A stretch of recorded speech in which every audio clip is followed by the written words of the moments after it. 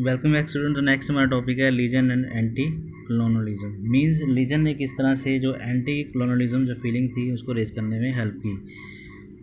During the colonial period जो French colonisers थे उन्होंने प्राइवेट और पब्लिक लाइफ को पूरी तरह से चेंज करने की कोशिश की।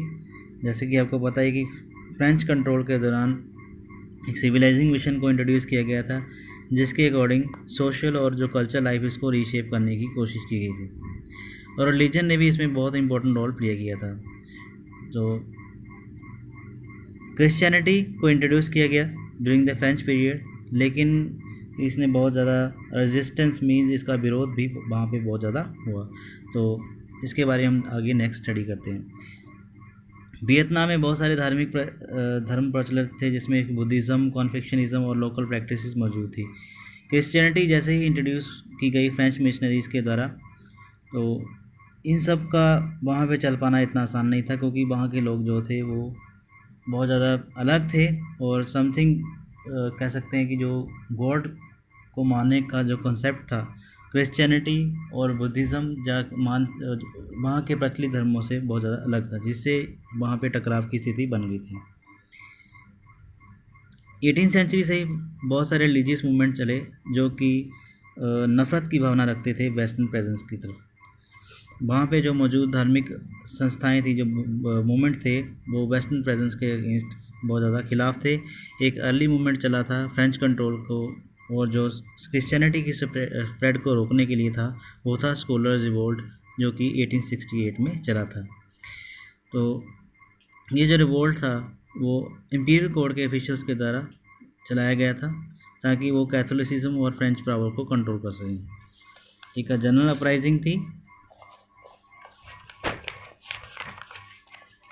जो कि नगुएन और हार्ट इन प्रोविंसेस में चली, जिसमें 1000 कैथोलिक मारे गए। कैथोलिक मिशनरी जो थे बहुत ज़्यादा लोगों को कन्वर्ट कर रहे थे 17वीं सेंचुरी में, और उन्होंने लगभग 3 लाख लोगों को कन्वर्ट कर दिया था। हालांकि जो फ्रेंच गवर्नमेंट थी उन्होंने इस अपराइजिंग को क्रश कर दिया, और लेकिन इस अपराइजिंग ने बाकी के जो लोग थे उनको देशभक्ति की भावना डेवलप करने में मदद की। जो एलीट थे वियतनाम में वो भी चाइनीज़ और कन्फ्यूशनिज्म में एजुकेटेड थे, लेकिन जो रिलीजियस बिलीफ थे किसानों में, वो बहुत सारे जो लोकल बिलीफ थे उनमें जो कंबाइन थे, और इस तरह से इसमें एक मिक्सचर बन गया था बुद्धिज़्म और लोकल बिलीफ्स का।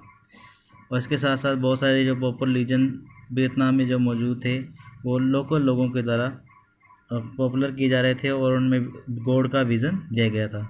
इनमें से कुछ ऐसे रिलीजियस मूवमेंट थे जो कि फ्रेंच को सपोर्ट कर रहे थे, जबकि दूसरे जो थे वो अगेंस्ट थे कॉलोनी रूल के। उनमें से एक ऐसा मूवमेंट था, वो था हुआ हाओ मूवमेंट। ये स्टार्ट हुआ था 1939 में, और इसको पॉपुलैरिटी मिल गई थी मेकोंग डेल्टा के एरिया में। और ये एक ऐसा रिलीजियस मूवमेंट था जिसके आइडियल जो थे वो एंटी फ्रेंच फीलिंग थे। मींस ये फ्रेंच की जो रूल था उसके अगेंस्ट हो गए थे। इस फाउंडर के मूवमेंट का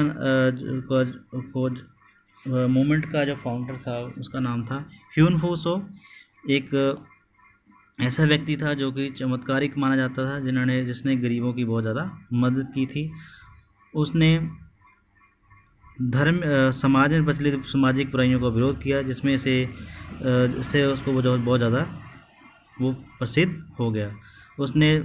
उन्होंने चाइल्ड राइट्स मीन्स जो बच्चे जिनकी बचपन में शादी कर दी जाती है, गैम्बलिंग और अल्कोहल और ओपियम के इस्तेमाल पर भी बहुत ज़्यादा जो है लोगों को अवेयर किया था, ताकि वो इसके खिलाफ आवाज़ उठा सकें। फ्रेंच गवर्नमेंट ने इस मूवमेंट को दबाने की कोशिश की। उन्होंने ह्यून फूसो को पागल डिक्लेयर कर दिया और उनको मेंटल असाइलम मीन्स पागल खाने भेज दिया है। इंटरेस्टिंगली जो डॉक्टर था जो उनको इन्वेस्टिगेट कर रहा था, जो उनका इलाज कर रहा था, उनका फॉलोअर बन गया, और उन्होंने फाइनली 1941 में फ्रेंच डॉक्टर ने ये डिक्लेयर कर दिया कि वो पागल नहीं है जबकि नॉर्मल है। फ्रेंच अथॉरिटीज़ ने उनको लाओस भेज दिया, जहाँ पे बहुत सारे जो उनके फॉलोअर्स थे उनको कंसंट्रेशन कैंप्स भेज दिया। कंसंट्रेशन कैंप्स ऐसी जगह होती हैं जहाँ पे जो प्रिजनर होते हैं उनको बहुत ज़्यादा ब्रूटल ट्रीटमेंट दी जाती है, मीन्स उनको बहुत ज़्यादा कड़ी सज़ाएँ वहाँ पे दी जाती हैं। तो इस तरह से हम देखते हैं कि इन ऐसे जो मूवमेंट थे, जो रिलीजियस मूवमेंट थे, इनके रोल को हम डिनाई नहीं कर सकते हैं कि किस तरह से उन्होंने वहाँ के लोगों को जो है एक एंटी कॉलोनियल फीलिंग डेवलप करने की कोशिश की। तो इनके रोल को अंडर एस्टिमेट नहीं किया जा सकता। मेरी इस टॉपिक में इतने, नेक्स्ट मिलते किसी नेक्स्ट टॉपिक के ऊपर।